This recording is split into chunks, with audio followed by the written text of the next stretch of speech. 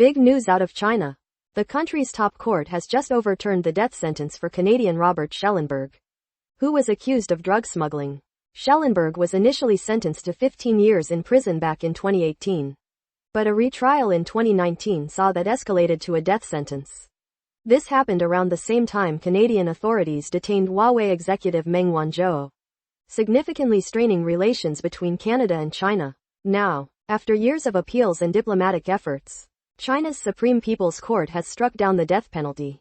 His family is calling this a very encouraging development and hopes for continued good news with a retrial. Canada has consistently advocated for clemency in this case. What's your take on this surprising development? Let us know in the comments. Subscribe for more updates. And if you'd like, you can support us on. Did you hear the latest? Donald Trump just gave a huge political shout-out. Former US President Donald Trump has officially endorsed Hungary's Prime Minister Viktor Orban. This comes ahead of crucial elections in April, where Orban faces a serious challenge to his long-held power. Orban, who's been in office since 2010, is now seeing his Fidesz party behind Péter Magyar's Tisza party in recent polls. Trump praised Orban as a true friend, a fighter and winner, specifically highlighting his tough stance on illegal migration.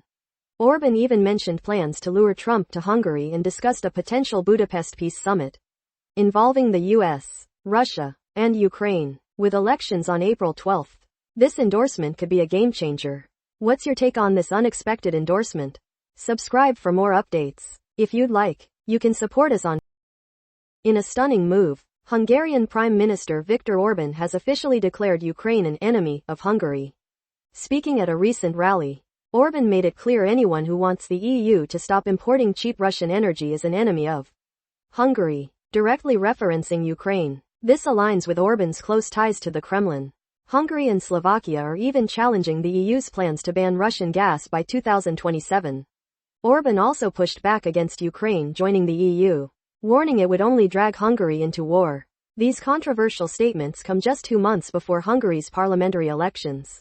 What's your take on this declaration? Share your thoughts below. If you'd like, you can support us on. Hold up, did Russia just offer the US a mind-blowing $12 trillion deal? Ukrainian President Volodymyr Zelensky has revealed that Russia has presented the United States with an economic cooperation package worth an astonishing $12 trillion.